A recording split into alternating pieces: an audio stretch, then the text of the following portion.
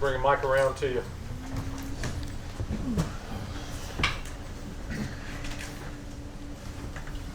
Coach, what's the biggest advantage of having a high caliber matchup like this be your first game of the season? Strength of schedule. I mean, get to play a quality opponent right off the get-go, and when you get into conference play, you're battle tested, probably better than a team that maybe doesn't play that kind of matchup. Find out more about your team. It's great for the fans. You know, that's the advantage. Great for recruiting, exposure. Kirby, how has practice been so far this week? It's been good. Been spirited. The guys have been good. Yeah, Coach, when we spoke to Carson yesterday, I asked him to kind of identify what he thinks of Clemson's defense and their identity is. He mentioned they're a team who likes to bring a lot of pressure and play a bunch of man coverage. What would be the recipe to having success against a defense that plays that style? What would be the recipe? Recipe for success offensively to have success against. Well, don't get in situations that they're going to attack you and play man in. I mean, the best thing to do is get first downs before third down. They do a tremendous job on third down. They do a tremendous job of disguising coverages. They're very multiple in their fronts. They're aggressive. They tackle well. I mean, a lot of their defense reminds me of ours. I mean, they're physical. They're well coached. Situationally in games, they know what they're doing. You can't say they're going to do this. You can't predict what they're going to do a lot of times. And I think good defenses aren't predictable.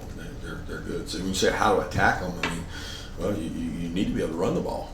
You know, you need to be able to control the line of scrimmage. A running game is a quarterback's best friend for sure. But you know, you got to keep them off balance, and you got to win one-on-one battles. And Coach, what's kind of been the advantage this fall of being able to have your analysts and other staff on the field and go coaching during practice? Well, I think you're able to do a little more in terms of walkthroughs for us. We do multiple walkthroughs. We try to coach our younger players at a different pace because we have someone that can be assigned to them.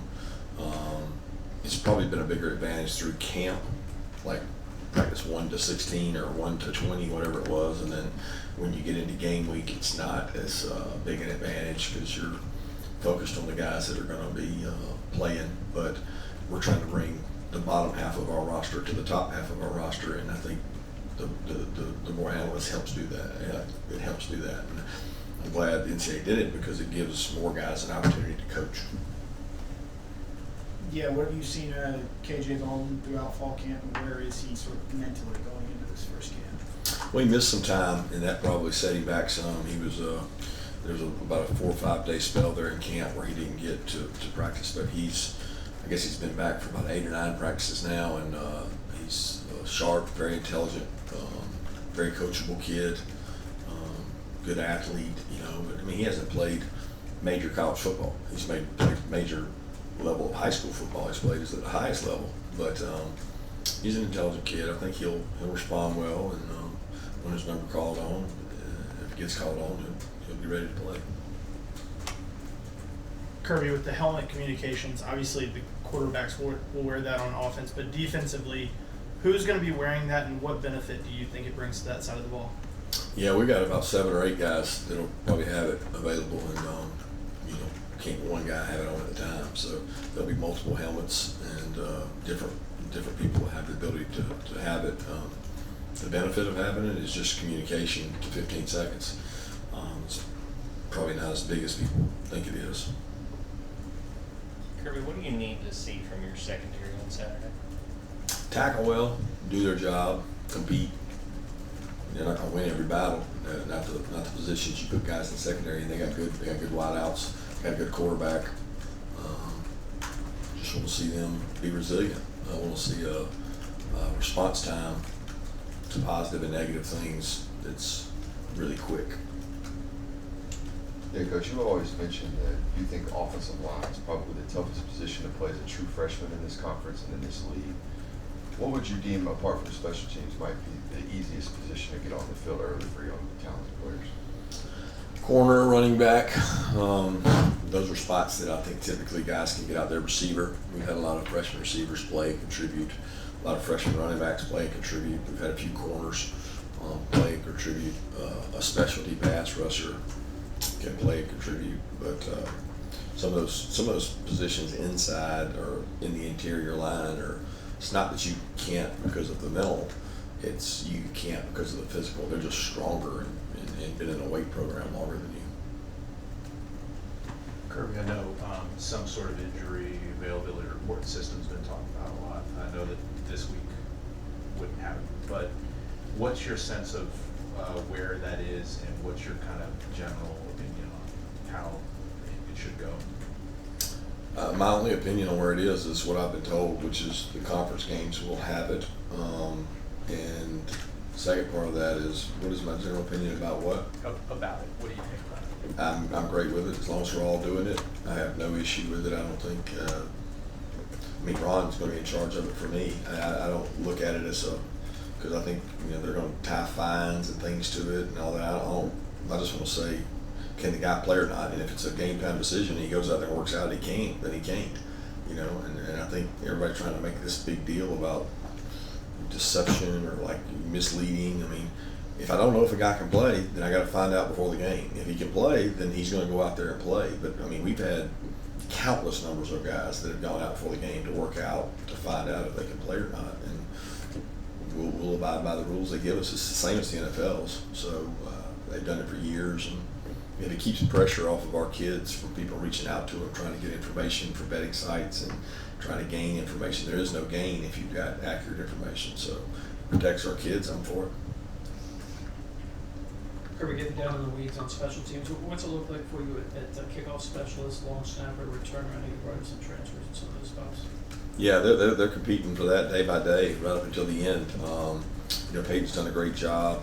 Ham Kid's done a great job kicking off and field goals. The transfer we got, and both those guys have done a tremendous job.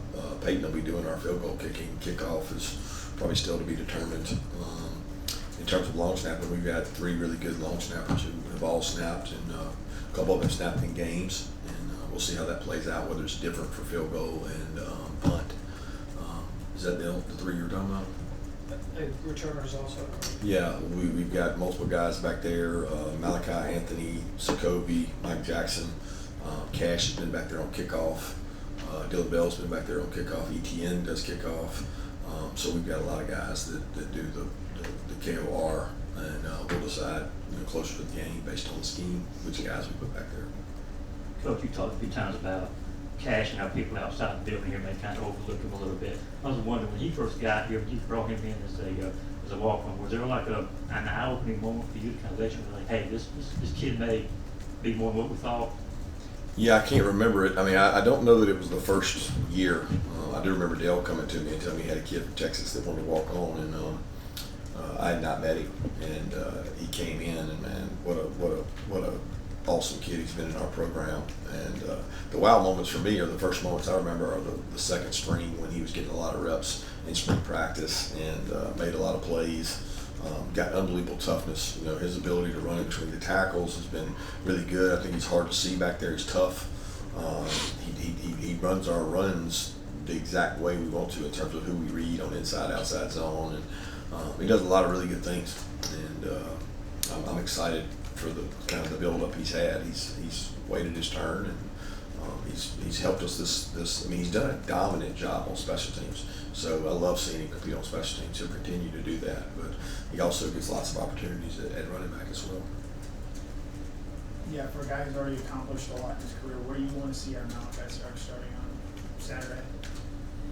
Just leadership. I mean, Malachi's going to play like he practiced today, I hope, which is toughness, great eyes, really good athlete, playmaker on the ball. I mean, he's a good football player, and I don't want to see anything necessarily out of him. I just want to see him do what he does every day at practice. Any more questions for Coach? Getting back to the return game, punt return game just a little bit. Anthony, I remember in the SEC championship, had a really nice return against Alabama. Have you seen the same kind of flash in that regard, practice so far this fall? Yeah, I think that was a little different circumstance than just a normal punt return, but he's done good things. They've always been a good decision maker. He's called a lot of punts. So has Jacoby, Malaki, Mike Jackson, Dom. They've all done a really good job back there in terms of getting reps. But Anthony is explosive, quick, tough, stick his nose in there, and does a good job. So I'm excited to see him play the wide receiver position. All right, thank you, Coach. Thanks, Coach.